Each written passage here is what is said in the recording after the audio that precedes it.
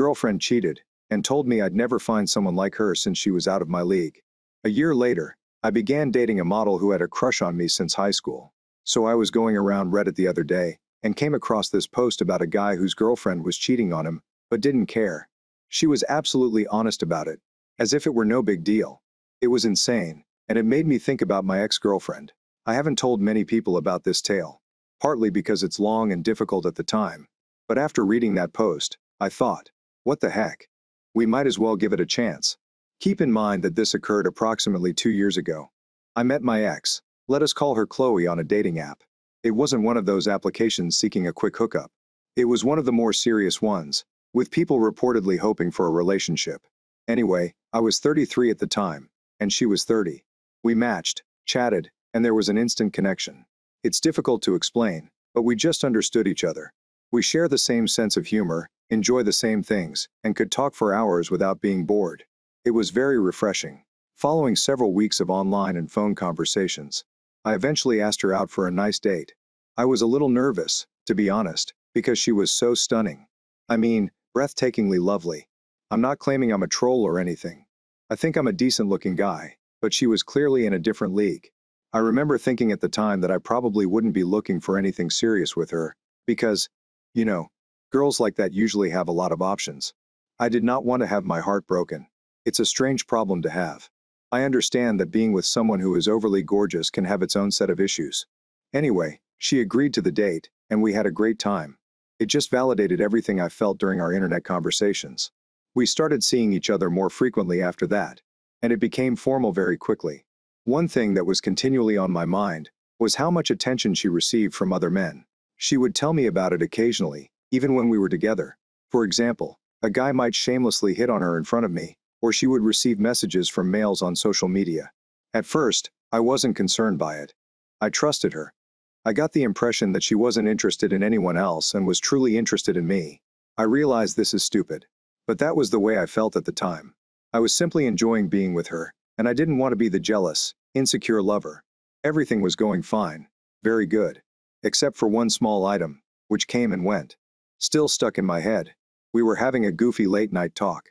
The kind where you speak about odd things, and the subject of full passes came up. If you're not familiar with the term, it refers to a hypothetical situation in which you and your spouse each get to choose one celebrity with whom you can sleep without doubt. It's meant to be a jest, a bit of fun, but it can occasionally expose some underlying sentiments. Anyway, she brought it up, which struck me as weird. Usually, I'm the one who initiates such silly chats. She stated that her hall pass was only valid in Timberlake, which is fair enough. He looks good. But then she said something that really resonated with me. She stated, I do not think there are many celebrities who would say no to me. And she stated it with a small smirk, as if she were entirely serious. I now realize she was gorgeous. I was aware of this, but hearing her express it in such a way bothered me. She seemed to be accepting that she could have pretty much any guy she wanted, which made me uneasy. It seemed out of character for her, too. Despite her outward appearance, she had always been quite grounded. This felt arrogant. It made me feel uneasy. I said nothing at the moment. I just laughed it off, and we went on to the next issue. But the comment persisted in the back of my mind. I kept thinking about it throughout the next few days. Eventually, the emotion vanished, and everything returned to normal, but I never really forgot about it. So things were going really well for a time following the hall pass event. But then I noticed a difference in her conduct. It was mild at first, but it got more noticeable over time. She began arriving home later than usual. Normally, she'd arrive home from work about 6 p.m., but she started arriving around 7:30, and occasionally even later, and the reasons she stated were simply lazy. She'd say something like, "Oh, I just lost track of time," or "I ran into a friend and chatted for a while." Something like that. It was strange because she used to be so thorough about her day. If she was late due to work, she'd tell me what happened, what project she was working on, and who she spoke with. All of that. Now it was simply vague, meaningless justifications. On top of that, she became very irritable. If I inquired why she was late, she would snap at me. She'd become defensive, claiming I was being overly controlling, or that I didn't trust her. I didn't want to fight, so I usually backed away. I am not a confrontational person, especially when someone is already in a foul mood. But the late nights continued, as did the ambiguous reasons. My suspicion began to deepen. It was like a small voice in the back of my head whispering, Something is wrong here. I tried not to think about it, but it became increasingly difficult. Finally, I asked her if there was anything wrong. I asked, "Is everything okay? You seem different lately." She disputed it. "Of course," she said, "no. Everything is fine. I'm just stressed about work." As usual, I wanted to believe her. One actually did. Things remained the same for several days. I couldn't take it anymore. I informed her again that her behavior was unusual and that I was concerned. She seemed to understand what I was saying. In reality, she apologized, explaining that it was all due to stress and exhaustion. Promised it wasn't personal. I heard what she said, but I couldn't get myself to believe it. After that conversation in which I told her, things appeared to improve on the surface. She was more receptive and conversational. When she returned home late, she'd tell me these justifications and stories about what she'd been up to. But they all felt empty. There was something about the way she explained the lack of depth and avoided eye contact that simply didn't ring true. I remember one particular night. She got home late and told me a story about running into an old coworker and drinking with them, but I knew she was lying. It was like a light bulb went out in my head. I can't describe it, but I felt the overpowering impression that she was hiding something. Something really large. And that's when the thought occurred to me. She was having an affair. It wasn't just a minor issue or misunderstanding. This was a full-blown affair. I knew I couldn't simply let it go. I couldn't just pretend everything were fine. I needed to know the truth. Her conduct had altered so dramatically since the first time I saw her that it was impossible to ignore. This was not the same person I had fallen for. Something was clearly wrong, and I was determined to find out what it was. My mind was made up. Okay, I'm sitting there convinced that my girlfriend is cheating on me. The first thing that occurred to me was that I needed to check her phone. I mean, that's where all the proof should be, right? Texts, emails, social media, everything. But I quickly knew that wouldn't work. First of all, she was constantly on her phone. So removing it from her for long enough to conduct a comprehensive search would be practically difficult. Even if I did comprehend it, I'm not exactly a tech expert. I wouldn't know where or what to look for, and she'd probably removed anything damning anyhow. Plus, the first needed proof. I didn't want to locate a questionable text message and then confront her with it. I wanted to catch her in the act so I could be absolutely certain. So I decided to take a different way. I've decided to hire a private investigator.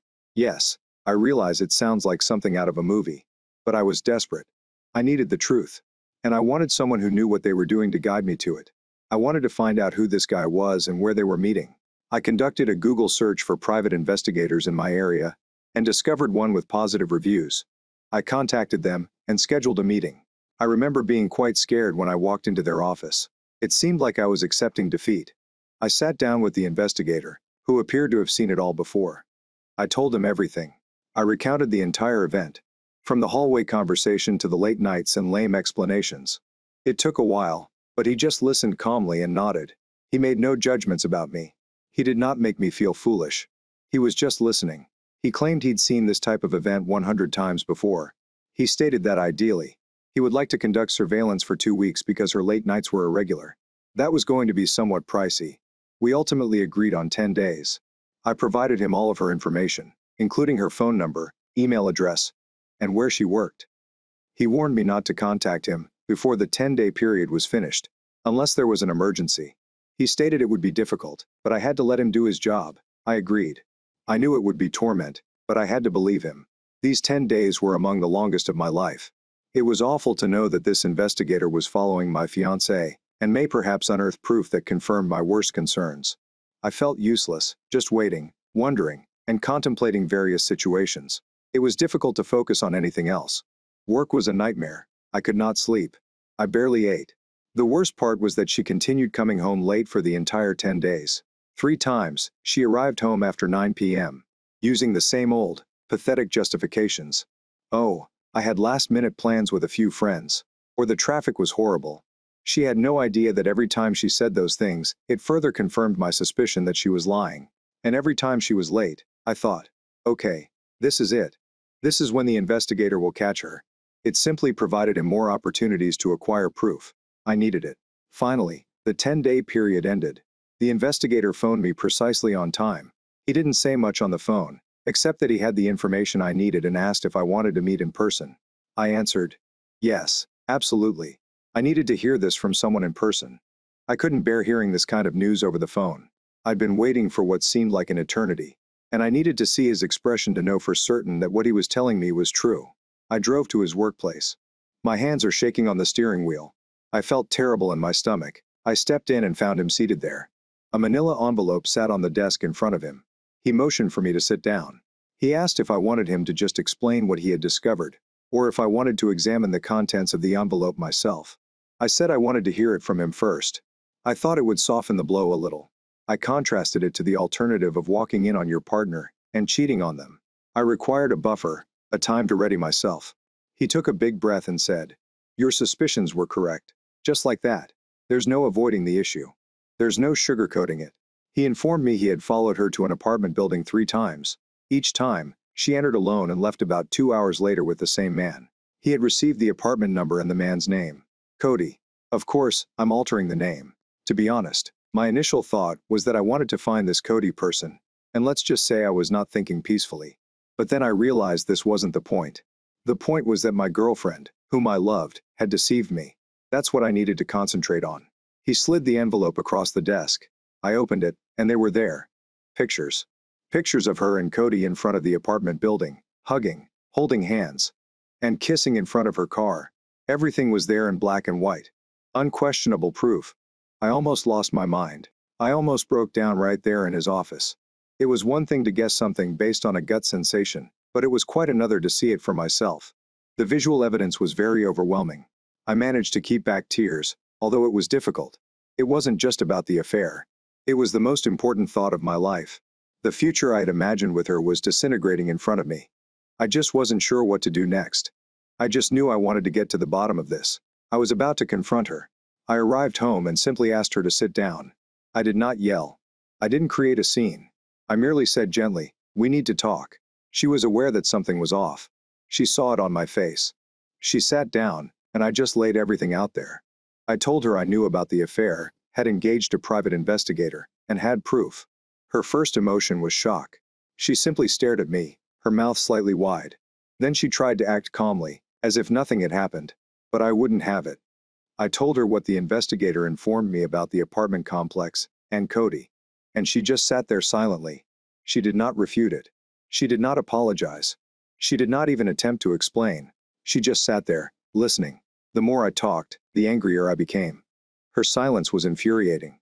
It seemed as if she didn't care. She acted as if she had no remorse for her actions. Finally, I could not take it any longer. I told her I wanted to break up.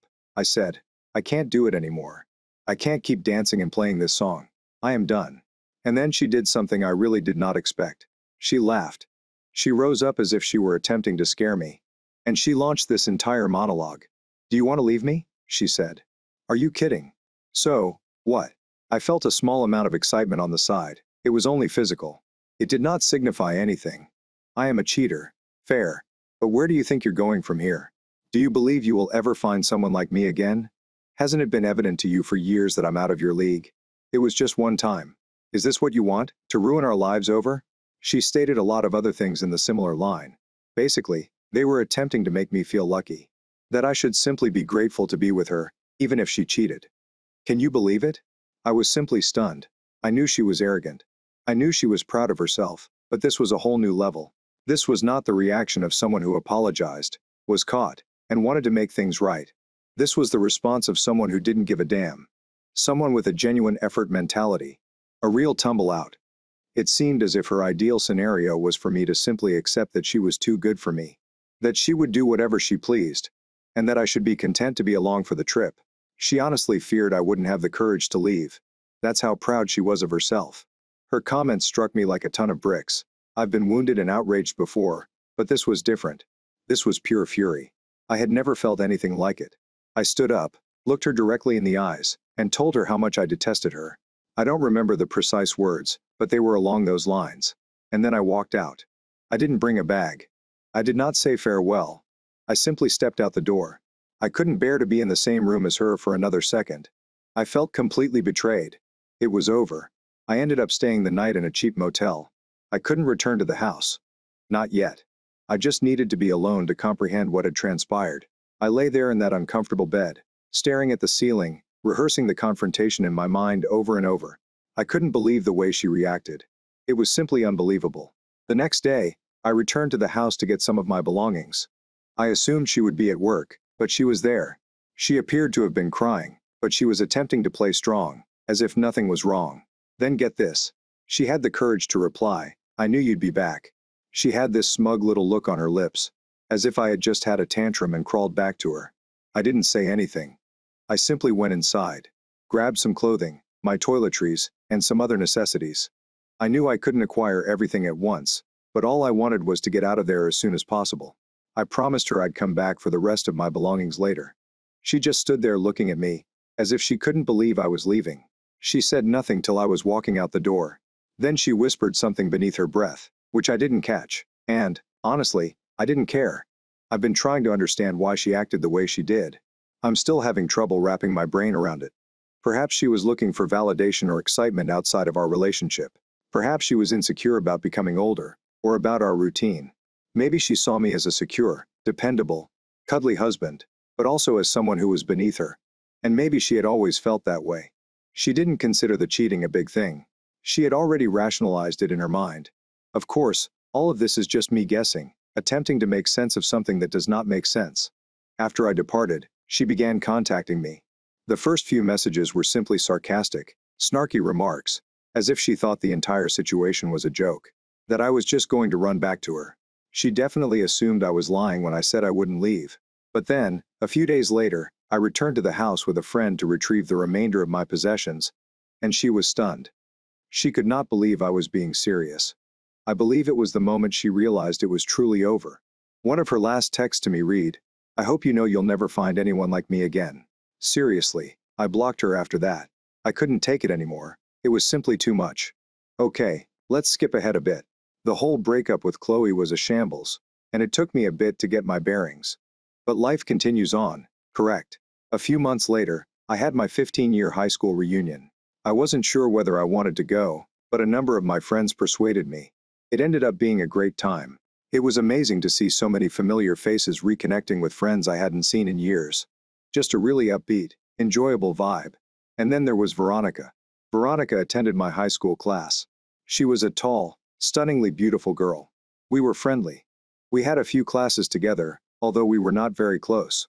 She was one of those females who exuded easy cool. You know, after high school, she'd be a model. A fairly successful one too. I had seen her in some magazines and internet advertisements. If you're into fashion, you may recognize her name. I hadn't spoken to her in at least 7 years, possibly more. So I'm at the reunion, having a nice time, and I see that Veronica isn't there, but her best high school friend is. They were still so near, which I thought was interesting. It revealed that Veronica had not changed much despite her success. I went over to see her friend, just to say hello and catch up. We were talking, and she kept a wide smile on her face the entire time. And when I mentioned Veronica, her smile grew even wider. She leaned in and whispered, "I know she'll punish me for telling you this, but she's always had a crush on you." I just chuckled. "Come on, Veronica. You're a successful model. Someone has a crush on me." It appeared utterly ludicrous. Even in high school, we didn't run in the same circles. We were friends, but nothing more. There was no way. In addition, I am currently a model. There's no chance. It was flattering to think that someone like her would have considered me beautiful, but I assumed it was just a high school thing she'd forgotten about. I informed her friend about it. I doubted Veronica would remember me, but her buddy insisted. She explained that Veronica had requested her to check me out at the reunion to see if I still looked as nice as I did in high school. And then she said, "I'm still into you. So, if you're single and not afraid of girls with baggage, you might as well try it." I spent the remainder of the night reflecting on the talk. It was all so unexpected. It felt nice. I am not going to lie. To learn that someone like Veronica was interested in me, especially after everything that had happened to Chloe. It was as if there was this woman that my ex would have deemed out of my league, and she was allegedly crushing on me. It made me understand how useless Chloe's remarks were, and how much she wanted to bring me down.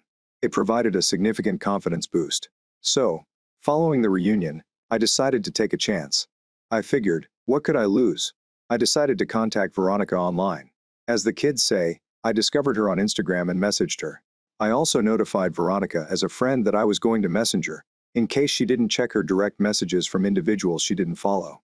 I did not want my message to be lost in the mix. Then I waited and waited. I went 5 days without hearing anything. I had entirely forgotten about it. To be honest, I assumed she was probably busy. Perhaps her friend had exaggerated things. I wasn't disturbed by it, but when she finally responded, her reply was so joyful. "Oh, Keith, it's been so long. I've heard that the more letters or texts a woman sends you, the more interested she is in you. I'm not sure if it is accurate, but it felt like a good sign." We began messaging back and forth, catching up on pretty much everything. We chatted about high school, what we had done since then, our jobs, our families, and everything. After a few days, Veronica recommended we switch to FaceTime. She claimed she was tired of typing so much. I was delighted, of course, and we began video conversations virtually every day. During those video talks, I began to understand more about her life as a model. She told me everything about the industry, including travel, photo shoots, and the ups and downs. She was in Brussels at the time, working on a campaign, and she emailed me some photos from the set. It was fascinating and exciting to witness her in her element. It also allowed us to connect on a deeper level, while being thousands of miles apart. After a few weeks of almost daily communication, it began to seem like we were dating. We hadn't formally called it that, but it seemed like more than simply friendship. So I decided to be a little cheesy and simply ask her, "What are we?" She chuckled and said we were great friends, but she wanted to be more. I saw this as a cue to ask her if she wanted to be my girlfriend. She replied yes immediately, and without hesitation. It was a wonderful feeling. Obviously, traveling such a big distance was difficult. She was a model traveling the world, and I was here for my normal job. I experienced a long-distance relationship when I was younger and loathed it. It was difficult to maintain that connection, to feel like you were truly a part of each other's lives. But this was different. This was Veronica, and she was already so important to me that I was willing to go to any length to make it work. So I booked a flight to Brussels to see her. She was going to be there for a few weeks working on a project, so I decided it was the perfect time to see her and get a taste of her culture. The trip was just stunning. Brussels itself was fantastic, of course, but being with Veronica there was simply amazing. It seemed like a dream come true. It taught me that I shouldn't give up on love, simply because of one terrible encounter. That there were still decent individuals out there, individuals who were worth the effort. She even took me to one of her photo shoots. I got to observe her work and witness her in her element. I cheered her on from the sidelines and shot my own photos. It was awesome to watch her doing what she loved, and it brought me even closer to her. I felt like I was truly a part of her life. So I'm in Brussels, having a great time with Veronica. The first took a lot of photos during the photo shoot and wanted to share a few of them on Instagram. I did not, however, add them to my mainstream. I posted them on my close friend's story, expecting only a limited number of people to see them. Here is the thing. I had entirely forgotten that my ex, Chloe, was still on my close friends list. I rarely use Instagram, and I hadn't thought to block her there. I blocked her everywhere else but Instagram. A big mistake. I received a response from her a few hours after posting the photographs. Remember, we hadn't communicated in over a year at this point, as the note stated. "Who is that? Why are you playing groupie?" A laughing emoji appears next. I simply said, "That's my girlfriend." I said nothing else. She did not respond right away. I saw the small typing signal emerge and disappear several times over the next 10 minutes. As if she were writing something, deleting it, and then writing something else. Finally, she sent a snarky "sure." That's when I decided to try it. I informed her that she didn't have to trust me. And then I said, "If you thought you were out of my league, Veronica is out of this world." I also inquired about her former man's well-being. I knew it would sting. She read the message but did not respond. And then I blocked her from Instagram. I realize it was probably a little selfish of me to say those things, but honestly, I felt like she deserved it. And I didn't want her to have any more access to my life, any more chance to get under my skin, even though I was curious about her reaction. I'll admit it. And that, my friends, concludes the story. It's been an exciting voyage, to say the least, but I can honestly say that I'm happier than I've ever been. I won't lie, Veronica and I have been happily dating since our trip to Brussels. I'm considering proposing before the end of the year. Don't tell her, however. Veronica is a true blessing in my life. She is kind. She's funny. She is intelligent. She is lovely both inside and out. And she makes me feel like the luckiest man in the world. I am really relieved that things did not work out with Chloe. Because if they had, I would not have met Veronica. I understand that some people may condemn me, claiming that he is only with her because she is a model, or that long-distance relationships never work. But I don't care. I refuse to let anyone's criticism spoil my relationship with Veronica. She's fantastic, and I'm overjoyed. If things don't work out in the end, you can come back here and say I told you so. But God knows I don't see me penning another story here. So, yes, that is it. That is my story. It's a story of treachery, heartbreak, and eventually finding love and happiness in the most unexpected places. Here's the next story. He sat quietly on the porch, the ancient rocker creaking softly beneath him, waiting in the dark. The cabin's lights were turned off, and he had also disabled the automated yard lights. The night was crisp and clear, with the first whisper of fall and a pleasant breeze blowing down the mountainside. Patience came naturally to him. He was content to sit for as long as necessary. His glance swept the forest edge, never remaining in one spot for long.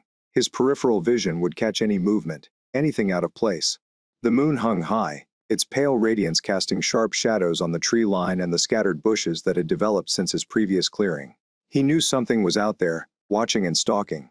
He could feel it, an itch between his shoulder blades and a little prickle on his skin. His weapon rested against his legs, a steady, comfortable weight beneath his fingers. It was simply a matter of time. An hour passed, and then another, before he noticed movement to his left. He didn't turn his head, instead using his scanning look to check what his senses had already warned him about.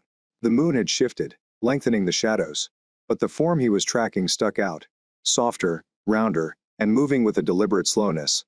Now he could see it, a lighter figure against the darkness, approaching and aligning itself to strike the north side of the cabin.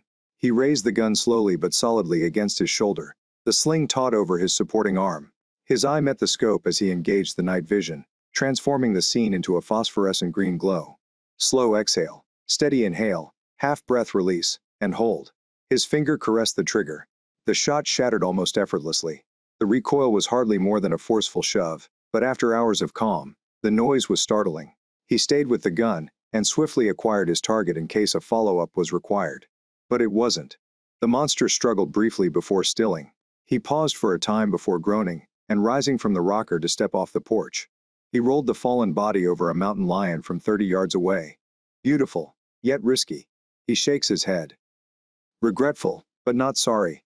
Life on the mountain was harsh, and he couldn't risk losing his hands. With winter approaching, he crouched and wedged his arms beneath the animal's body, muscles straining as he lifted the 70-pound weight and carried it to the steel cage near the hut. He placed it on an old blanket for padding, clutching a little flashlight between his teeth. He delicately removed the tranquilizer dart from its fur, taking care not to cause any further harm. The barbed point had done its job, keeping the sedative in place long enough to take action. After securing the cage, he returned inside, unloaded the rifle, and repaired the barrel before storing it beside its more lethal counterparts. Sleep would be limited tomorrow, but this was nothing new. Not bothered to undress. He kicked his boots off, unbuckled his revolver holster, and placed it on the nightstand. He lay back, closed his eyes, and fell asleep within seconds. The morning sun flowing through the cabin window woke him up, like it did every day. He grumbled, and pushed himself up from the comfortable mattress. His body protested the movement. Mornings had never been easy for him, not in years. Years of wear, injuries, and hard living had reduced them to a ritual of stiff joints, aching bones, and hurting muscles. He removed his shirt and ran a medicated cloth over his skin, before applying the aloe lotion. He purchased on his monthly supply run to town. He applied it equally over his chest, left arm, neck, and as much of his back as he could reach. Skipping the step meant paying for it later. An outsider looking in would see a tall, solidly built man with worn, tan skin. His long beard, stained with gray and salt and pepper hair that extended past his shoulders, gave him a rough image. But as he removed his shirt, the scars revealed a different story. The burns on his chest and arm appeared to have melted, reformed, and solidified in waves. An aggressive mix of red, purple, and pale ridges, shirtless. The scars obscured everything, including the fact that, beneath the beard, he had once been a striking guy. Not that he ever showed anyone once he had completed his ritual. He started the coffee pot and put on a clean, long-sleeved shirt, followed by a light jacket to keep warm in the morning chill. His boots slipped on with habitual ease, and he secured his pistol around his waist with a familiar flick of the strap. The final touch was to clip his badge to his jacket pocket. The bright gold stood out against the rich green of his park ranger suit, and his thermos was full. He grabbed his battered straw hat, locked the cabin, and started the truck. He left it idle while scanning his surroundings. The cabin was 30 miles from the nearest town, accessible only by a single winding dirt road. A 50-yard fire break surrounded the property, and beyond it, the dense forest stood like an impassable wall. The only sound out here was the deep rumbling of the truck motor, which was just what he enjoyed. The cabin was first built as a kit, but a decade later it stood firm and solid, built to withstand another 100 years. Its steep-a-frame roof was fitted with solar panels, with windmills at either end of the top. The windmills also functioned as backup pumps. Though he had a manual pump as a backup, a septic system handled waste, and a 1,000-gallon heating oil tank kept him warm whenever the Franklin stove's woodpile ran short. Even the chicken coop had heaters installed for the winter. A second facility was nearby, large enough to accommodate his truck, a 6-seat snowcat, and 2 snowmobiles. Along the back wall of the garage were 2 fuel tanks, one for heating oil and the other for 1,000 gallons of gasoline. He made a mental note to replenish them before the snowfall began. Better safe than sorry, yet today's assignment was unavoidable. He was heading to the main ranger station to drop off the mountain lion he had captured the night before. He despised doing it, but leaving the cat to fend for itself would be disastrous. Come spring, hikers and campers walked into the wilderness without a clue. People stated they came to explore nature, but most wanted to take nice images and get a flavor of the environment without the danger. His mission was to safeguard the land and the guests, which did not always coincide with a sigh. He put the truck in drive and pulled up to the porch, where the large cat was still unconscious. The lion in cage weighed over 100 pounds, yet he easily put it onto the truck's tailgate and secured it. Going into town was his least favorite aspect of the job. He didn't like people in general, and he especially disliked crowds. He'd chosen this life for its seclusion, for the separation it provided from the world he had left behind. The ranger station was on the outskirts of town, a gorgeous structure created by a great architect, whose name he never remembered. His first stop was out back, where the animal pens were situated. He'd drop off the mountain lion, complete the paperwork, and notify the vet that she had a new patient. Then, maybe, he could return to the stillness. The animal cages were modest, but well-kept 8 by 10-foot chain-link enclosures, each with a small doghouse for shelter. They had running water, even though they were only intended for brief stays. The staff ensured their cleanliness and comfort. On one end, a sliding hatch connected to the ranger's transport cages. Harrison only had to install the cage, open both doors, and allow the animal to wake up and wander out on its own. There's no need to manage it. Everything inside the ranger station was modern and clean. The room was illuminated with bright fluorescent lights. As soon as Harrison stepped inside, he scowled. That type of illumination often gave him headaches. Something to do with the injury his eyes sustained years ago. He hurriedly completed the paperwork before traveling to the veterinarian's office. When he saw Whitney was there this week, he smiled briefly. The vets came and went, some kinder than others, but he really liked Whitney. She was friendly and didn't feel the need to fill every pause with small talk. And she was attractive. Whitney was not what most people would consider typically attractive. She was about 6 feet tall, solidly built, with broad shoulders and powerful legs. She was all muscle beneath her lab coat. She was a weightlifting enthusiast, and Harrison could see she was mindful of how others looked at her. The subtle strain in her eyes, when others were present, indicated that she was aware that they saw her differently. Yet she had always been sympathetic to him. "Morning, Harrison." She greeted him with a warm grin as he stepped in, tipping his hat and placing it on the counter. She was the only one who nicknamed him Harrison. Everyone else insisted on his moniker, Harry, which he detested. More than 2 decades ago, his mother was the last person to address him as Harrison. He offered a quick nod and leaned over the counter to retrieve the clipboard. He took out his pen and began filling out the necessary official documents to release a protected species. Number 10. Whitney inquired, already moving for the back door that leads to the pants. Harrison looked up, gave another brief nod, and returned to his paperwork. Whitney paused for a time, watching him. He captivated her every time he descended from the highlands. She wanted to know about his past, to understand why he was so locked off beneath the beard and long hair. He was a handsome man, muscular and rugged in a way that made her feel something deep inside. His broad shoulders, thick arms, and strong hands suggested a lifetime of hard work. She'd always been curious about the long sleeves, even in the height of summer. She imagined intricate tattoos underneath, but he never showed anyone. Finding someone who matched her strength without attitude was uncommon. She had spent years developing her body, taking pride in her strength, and she expected the same from others. Harrison's serene assurance and demeanor drew her in with a hushed sigh. She took one more look at him, before heading out to check on the mountain lion. The big cats were sneaking back into the region, along with all the tourists. It was a problem. She had a feeling this wasn't going to be the last one she had to deal with before winter. Harrison finished his paperwork, and briefly glanced at the door Whitney had passed through. He wanted to follow and observe her work, but old habits were difficult to overcome with a shake of his head. He turned and walked out the same way he had entered, because he was already in town. He planned to stock up on supplies as the snow fell. He could be stuck in the mountains for several months at a time. Not that he minded, but being paid to stay at home wasn't the worst thing in the world. Unless there was an emergency, he would be alone. He went to the bank to cash the check, before stopping at the feed store and general store. 250-pound bags of poultry feed, 2 bags of rock salt, 100 pounds of flour, cases of beans, mixed vegetables, and a few boxes of his favorite ramen went onto the truck. Then he got oil, spark plugs, and spare tracks for his snowmobiles, things he could need if he had to go outside in the dead of winter. His final destination was his favorite store in town, Bob Firearms. Bob, the proprietor, was a chatty old man who enjoyed gossip almost as much as he did selling guns. He maintained a continuous stream of conversation as Harrison perused, seemingly unconcerned that Harrison barely responded. Many people came to town to watch the leaves change color. Bob, the shop owner, shook his head in amusement. I'm not sure what draws him. Perhaps they hacked down all their trees to create malls or something. He spoke while transferring his ever-present unlit cigar from one side of his mouth to the other. They're all dressed as if it's cold outside. Scarves and mittens. He chuckled as he noted that half of them still had their tags on. Harrison grabbed a 5-pound tin of powder, 3 boxes of primers, 2 for his pistols, 1 for his point, 4,440 and a new skinning knife, as his old one was virtually torn to nothing. As he looked toward the cabinet near the register, something drew his attention, a handgun he had never seen before. Bob understood what he meant when he pointed to it with a questioning look. The old man took it out and placed it on a soft mat in the glass case. Harrison grabbed it up and turned it over, hoping to discover what he was looking for.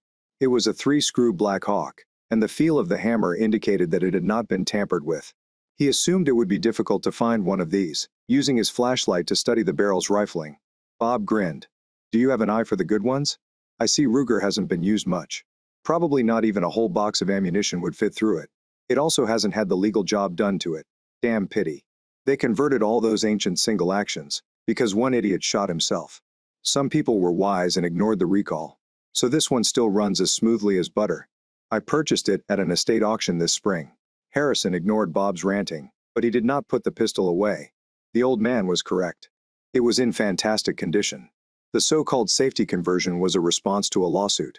Some fool had a fully loaded 6-shot revolver, dropped it, and it went off. The change avoided this, but it made the action feel rough and clunky. The pre-conversion models were smooth as silk and much sought after.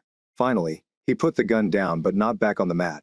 Instead, he put it on top of his pile of purchases. It appeared that he had recently discovered a new winter activity to accompany it. He added a case of 0.357 rounds, before giving Bob a lazy salute and heading for the door. Come back whenever Ranger Bob calls after him, slapping the counter while grinning. Nobody else is as conversational and pleasant as you. Harrison smirked, but did not glance back. His errands were mostly completed, with the exception of scheduling a fuel delivery for his cabin. He parked his pickup in front of the gun store and strolled down the block to Mom's Diner. It was a tiny, tourist-friendly establishment designed to resemble a 1950s restaurant.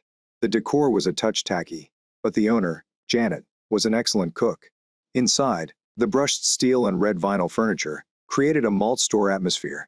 A dozen people sat in small groups, conversing about breakfast. The counter was unoccupied, so Harrison took a seat and placed his hat on the stool beside him.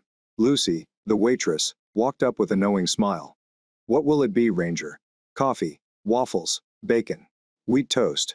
He asked for orange juice. It was the longest he'd spoken in days, and his voice sounded gruff, like an old barn door rusting on its hinges. Lucy lifted an eyebrow and studied him. She had a habit of creating backstories for her clientele. This one was on the run. The couple was creeping around. Harrison considered the hermit in the corner to be a secret millionaire. She pictured an old-time trapper, coming down from the mountains once a year to sell his pelts, get drunk, and go to a brothel. In her mind, she pictured him clad in furs with a gun propped against the counter. His pack mules were tethered up outside. She was about to ask how many pelts he brought this time, but the thought made her chuckle to herself. Harrison spotted her studying him, but it didn't appear that she was measuring him up for anything. She wasn't flirting or trying to chat him up. Whatever she was thinking was not his concern. As he sipped his coffee and waited for his meal, old memories slipped in. Another reason he tried to avoid town whenever possible. Being with others always brought the past too close for comfort. This cafe reminded him of a small bistro on California's coast, Morro Bay. His last genuine romance ended nearly a decade ago. He had recently returned from Afghanistan, on leave after a lengthy mission. He had contacted his fiancée, Margot Olson, to tell her he was returning. She had stated she couldn't get away for an hour, and that we could meet at the Bayside Cafe for lunch. He arrived early, took a booth, and sipped iced tea while waiting. She had driven into the parking lot in a cloud of dust, her small convertible coming to a halt. Same as usual. She drove too quickly. Always had. Harrison smiled as he watched her approach. She was lovely, thin, and elegant, her raven black hair sparkling in the sun as she removed the scarf that protected it from the wind. She smiled and waved at him as she walked into the diner. Harrison simply waved a hand and grinned as she strode through the room and slid into the bench across from him, having anticipated to find him in the back corner. That was the first sign he knew. He had been gone for 10 months, without even a kiss. "Hello, Harry. I'm pleased you're back, safe and sound. I realize I didn't write as much as I should have, but there's a reason for that. I wanted to have this conversation face to face." She paused and sipped from her glass of water. Her eyes did not meet his gaze. "I met someone, Harry. He is a stockbroker. A great man who does not go around pretending to be a soldier and attempting to kill others." His career had long been a source of disagreement between them, but he believed they had reached an impasse and agreed to disagree. Clearly, he was wrong. He sat and looked at her for a minute, his face expressionless. He'd known for a long time that he didn't love her. In any case, not in the way that stories are told. But he loved her and would have happily spent his life with her. Thoughts about her, memories of their time together, had been the one bright spot in a run of bleak deployments. Fighting for an unknown goal in an unwinnable conflict. Meanwhile, she had screwed someone else.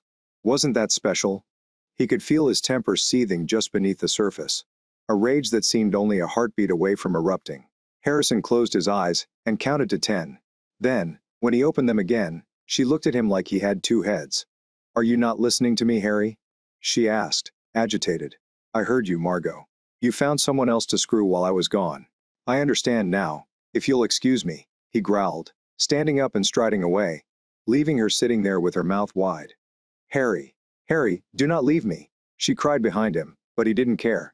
Harrison shook his head, attempting to remove the memory. He had left the diner, spent the next week so intoxicated that everything was a fog, and when he had sobered up, he had signed an early release from his leave and volunteered for the following deployment. When his supper was finished, he reflected that it had not been his best moment. He left enough money on his plate to cover the bill, as well as a substantial tip, before putting his hat on his head and walking out, the sound of his boots on the linoleum echoing strangely in his memory. Driving back out of town, another recollection surfaced. This Oregon town was not much like his hometown, but there were enough similarities that the street he was on could have gone to his childhood house.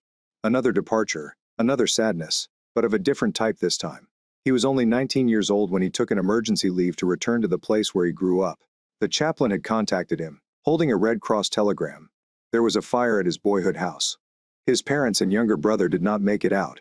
The Army, as awful as it was at many things, did one thing right every time: compassionate leave.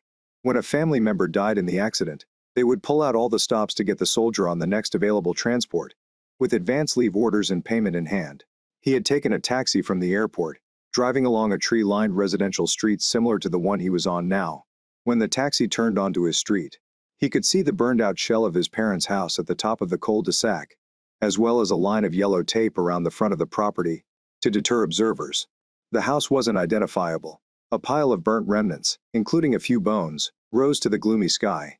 The chimney was the only element that remained standing, seemingly unscathed save for the soot. He requested the cab driver to wait as he got out and waited on the sidewalk, unsure why he had come but knowing he needed to look. It was not like he could do anything right now. There was nothing to salvage, and the bodies had long vanished.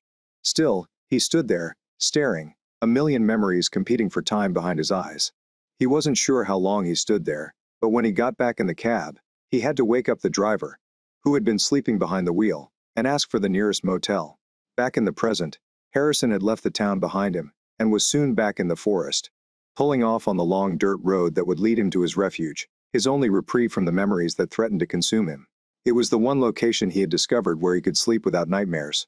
When he turned on the final dogleg up the mountain before his cabin, he felt the hair on the back of his neck stand up. He slowed the truck, creeping along as he studied the sensation, his eyes seeking what his subconscious already knew. There were tire tracks on the road that he had not made. Someone unfamiliar with the road had gotten too close to the edge, and he could see how the grasses had broken down along the soft shoulder. Harrison had been here for years and knew every inch of that road, including how simple it was to get trapped on the shoulder when it rained. Even when it was dry, he was careful to stay on the higher ground, closer to the slope. He came to a stop, just before the clearing, and reached into the glove box for a pair of binoculars. He examined the trees, seeing his home through the many tree trunks, seeking movement or anything out of place. A truck, a ranger vehicle, was parked beside the home. Harrison took a deep breath, stowed the binoculars, and released the brake. Why? Someone from the station would be up here, even though he had just been down there this morning. He did not know. He actually still had his radio. Harrison looked down and smiled. He had not switched it on. He had already been stopped 3 times this year, for failing to follow protocol, and driving into the clearing with his radio switched off. He wasn't sure whether to be pleased or concerned. Whitney, the veteran, sat in his rocking chair on the front porch. He turned his truck and backed it up to the porch to make unloading simpler before shutting it down. "Hey, Harry," Whitney remarked, moving from her chair with self-consciousness. Harrison nodded at Whitney and waited patiently. He assumed she would tell him why she was here in her own good time. Whitney shifted her feet uneasily, peering down at him, before bending and picking up a satchel sitting by the chair. "You had some mail," she remarked, holding out the handbag. Harrison simply nodded, not speaking. "I thought I'd bring it to you," she said, then paused, "that you don't often go down to the station." Her cheeks reddened. "Damn. Okay, that is not correct. It's largely rubbish, but I wanted to see where you live." Her gaze did not meet his, but if they had, they could have noticed the corner of his mouth quirk, as if amused. "Coffee?" Harrison inquired, gesturing towards the door with his head. Whitney smiled as she said, "I would love some." She couldn't explain how she knew, but she was convinced he wasn't unhappy with her for showing up. In fact, if pressed, she would admit that he was grateful for the companionship. Harrison unlocked the door and motioned her in. He grabbed an armful of things and followed her, saying his delivery was down by the door before heading to the kitchen, making a pot of coffee to brew. He made 4 more trips to the vehicle, leaving the feed and the rock salt on the porch before stacking his purchases inside the house and hanging his hat and jacket on a hook near the door. He looked around to see Whitney, who was gently making her way around the living room, her eyes taking in everything. He shook his head, curious what was on her mind. He figured she'd get to the point when she was ready, so he went back to pour coffee into a pair of mocks. He joined her in the living room, handing her one of the mugs with a curious inclination of his head. "Black is fine, thank you," Whitney answered. He didn't even think to wonder how she knew, which was the question on his mind. Harrison's home featured a relatively simple floor plan. On this floor, there was primarily open space. Only the bathroom and bedroom were behind closed doors. The kitchen and living area were combined into one large space, separated only by a transition from tile in the kitchen to hardwood elsewhere. There was a ladder in one corner that led up to a loft area for storage, and down into the basement for his reloading benchweight room, as well as along the wall where the bedroom was located above additional storage. There weren't many decorations, however. He had grown wild hair a few years earlier and put a dozen photos on one wall. There were images of his parents and sibling, as well as shots from half a dozen military deployments. The rest of the walls were devoid of ornamentation, although there were tools, a rifle rack, rope, snowshoes, and other trinkets hanging here and there. Whitney finished her circle of the room, sipping her coffee quietly, and returned to her position in front of the images. She examined each one, sneaking sideways glances at Harrison, who was sitting in a recliner near the cast-iron stove when she turned to face him again.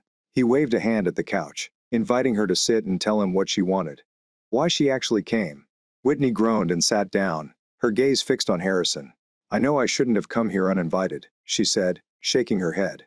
"The trouble is, you don't say anything, and the other rangers mostly shrug. When I questioned you, it seemed that no one actually knows you down there. Everyone agrees that you are a nice man to have on their side, if there are problems. And no one knows the mountain better than you do. Aside from that, they also find you mysterious." I was curious. She hesitated for a time, her eyes unfocused, and shivered slightly. "May I tell you a story? I'm not sure why, but I feel you should know. I'm very confident you won't tell anyone," she said with a tense grin. Harrison simply nodded, the corner of his mouth moving again. "I had just graduated from college, and was working at this clinic in the middle of nowhere. They dealt primarily with cattle and horses, with a few pets thrown in. It was my ideal job. I adore large animals. We received a call about a lame horse, a show horse scheduled to compete in another week, and they were anxious. The other vet was out, so it was just me and the receptionist. So I offered to go and look. The ranch was about 50 miles away, with dirt roads similar to yours, and I drove my Bronco fully laden with everything I thought I may need. It turned out to be only a bruised puff, and I was back on the road within an hour. That was when things began to go wrong. The Bronco broke down halfway back to town, overheating and refusing to start even after cooling down. There was no cell phone coverage, and my CB radio only received static signals. So I gave up and began walking. I had only walked around 10 miles and was already exhausted. In college, I was a scrawny little thing weighing about 120 pounds, and my weekly game of tennis served as exercise. A truck drove along, and I waved it down. Asked for a ride into town. He's the one driving it. Nobody I'd ever seen before gave me a creepy vibe, but my feet hurt, and it was at least another 15 miles. So I disregarded it and climbed in. He pulled over a few miles farther down the road and demanded payment for the ride. When I told him I did not have any money, Whitney paused. Tears run down her cheeks. Her breath was quick and hard. It took several minutes before she regained control. She continued cleaning her cheeks with the back of her palm. He said he was not talking about money and attacked me. He hit me hard for the next few hours. When he eventually left, I was severely injured. 2 black eyes, a fractured wrist, and a broken nose. I don't remember much from the next day, but I did make it back to town. Shaken and terrified, a local woman saw me and wrapped me in a blanket before calling the cops. She was silent for a long time. Harrison then brought her a fresh cup of coffee and some napkins for blowing her nose. Then he waited. Knowing what she wanted, she needed to get it out. They never discovered him. I spent the following few years afraid that he'd locate me again. I left that practice and moved in with my parents. Visited a therapist. Nothing appeared to help. The nightmares. I learned how to sleep well while in physical therapy. If I worked hard enough and was exhausted, I would simply collapse at the end of the day. It became a cycle, and I was torturing myself. I was down to less than 90 pounds and vomiting blood, when a lady who honestly terrified the crap out of me approached me one day. She was a bodybuilder, and she told me about her violent ex and how a need to defend herself drove her to become stronger. The more she talked, the more I recognized myself and wanted to be like her. Strong, independent, powerful. It's been over 10 years, and while I've never been competitive, I still like the rush of endorphins and the boost of confidence it provides. Most males, and indeed most people of both sexes, stare at me as if I were a weirdo. But you never have. You come into the office a few times a year and have always treated me as a person. I never noticed the same disdain or fear in your eyes as I did in the others. You are a huge man who is strong and independent. Something I found appealing. I suppose that's why I came. I wanted to learn more about you. Harrison sat silently, reflecting on her story and studying her expression. He could tell she was hurt. Reliving such experiences took a toll on her body, although she appeared less tight now. I'm relieved to have told someone else. Shared the weight. Do you want to stay for dinner? He inquired gently. Whitney's head snapped up, and her eyes widened. She had known him for 3 years. She'd rarely heard him say anything other than her name. His voice was harsh and scratchy, and she could tell he didn't speak much with anyone. Not only her. I'd love to, Harrison, she answered, nervously gazing at the ranger. The afternoon was spent in calm companionship. Neither of them spoke anything as she helped him store his items and followed him. She helped where she could as he did some duties around the house. When the sun began to drop, she accompanied him into the kitchen, where she sat on a stool and watched him gather items for a meal. That night's dinner featured chicken breast butterflied and sautéed with garlic and onions. The entree included baked potatoes and a side salad, and Harrison served a couple of chilly cups of apple cider from an earthenware jug in the fridge. Whitney watched him for hours, still captivated, and was shocked to find herself comfortable and enjoying her time. She felt at ease here with this man for the first time since her tragedy. That was so long ago. She wondered if he would allow her to return, as he appeared to like her stay as well. After dinner, Harrison surprised her by opening a bottle of wine and removing a pair of dusty wine glasses from the back of the cupboard. He washed the glasses, poured them half full, and offered one to her without asking. They went out to the porch. Harrison sat in the chair, Whitney on a tiny bench behind him, and they watched the sun set behind the trees. In the dark, the road becomes difficult to navigate. You are welcome to stay, Harrison murmured, not looking at her, his gaze fixed on the tree line. Whitney questioned if he meant that as an invitation to his bed, or simply an invitation to sleep on the couch. She wasn't sure which one she was hoping for. She was fascinated by the muscular, silent man, but she wished he was more chatty. She grinned at the concept and simply nodded. When the wine was finished, Harrison returned inside, put away a few last things, and retired to his bedroom.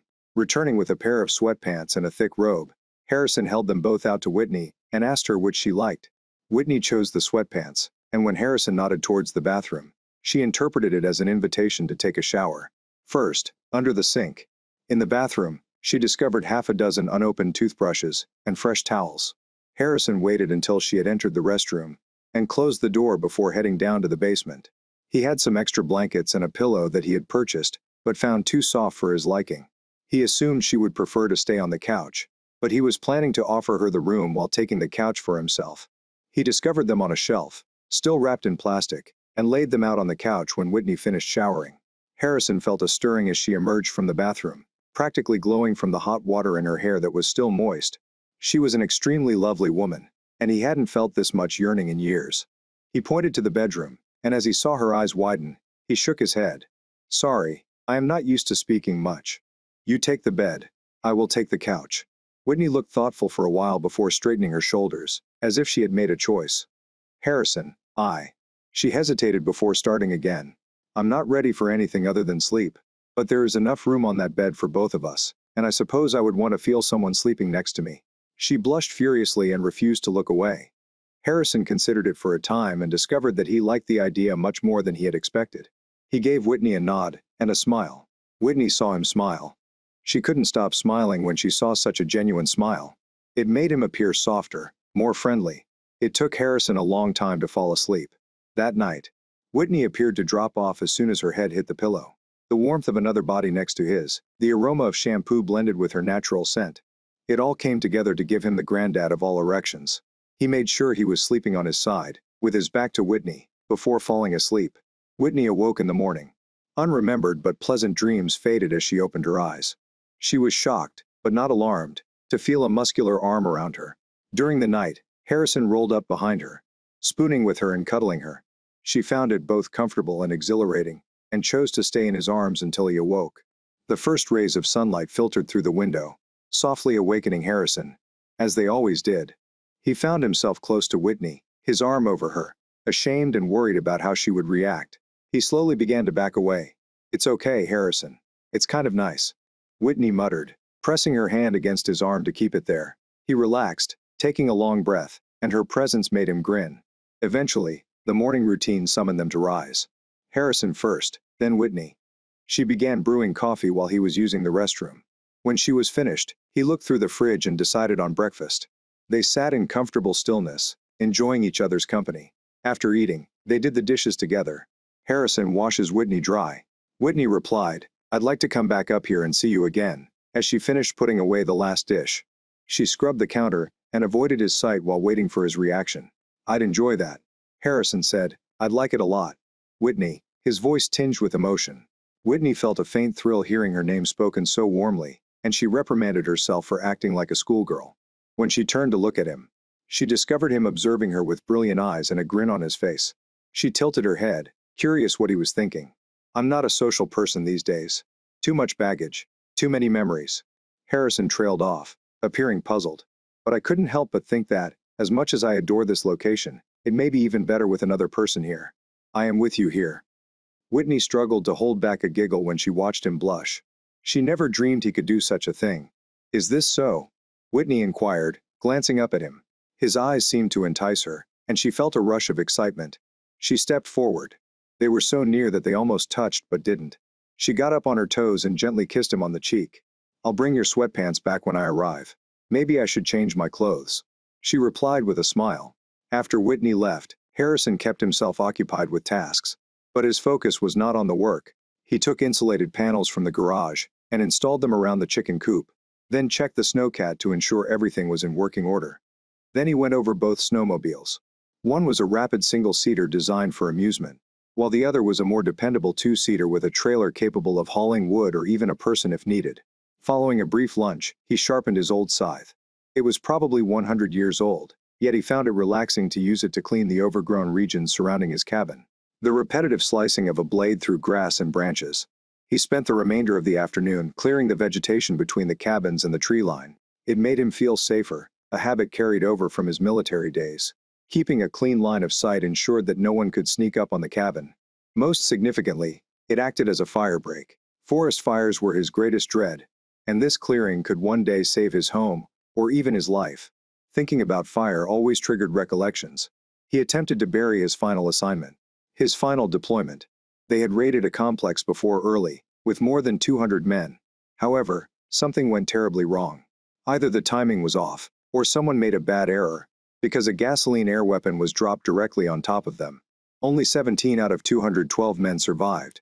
Harrison was one of them. His unit was assigned to investigate a potential escape passage, and ended up just outside the blast zone. He remembered the stench of burning flesh, the screams, and his own squats. He had survived, albeit with burns on more than 30% of his body. It took him 2 years to rehabilitate before he could retire. Fire attracted him, but also worried him. As he worked, he removed his shirt and let the warm fall sun warm his wounded back. The fresh breeze dried the sweat off his skin. He was almost done. The arms and shoulders ache in a pleasurable way. He heard a truck approaching. His heart lurched without thought. He dashed into the cabin, grabbing his shirt from the railing and hurriedly pulling it on. His hands fumbled with the buttons as the truck entered the clearing. Whitney parked and frowned. She'd seen him through the trees, running for the home. Now he stood there, sweating, his shirt buttoned incorrectly, as if he had just seen a ghost. She stepped out of the truck and gave him a faint, timid grin. "Hello, Harrison. I cleaned your sweatpants and got some groceries for dinner. I hope that is okay." She sounded unsure, as if she was terrified he would reject her. "I need to shower before dinner," he murmured, nodding at the trees. "I've spent the entire afternoon removing brush." Whitney relaxed slightly. He seemed pleased to see her, even smiling slightly. "I know where the kitchen is," she replied with a grin. "You take a shower. I'll cook tonight." Harrison exhaled, relieved, and grabbed some clean clothes before entering the restroom. He liked Whitney a lot, but he was not prepared for this. Not yet. He wasn't prepared for her to ask the questions. He was prepared for the look of terror that would eventually appear. Perhaps, but not yet.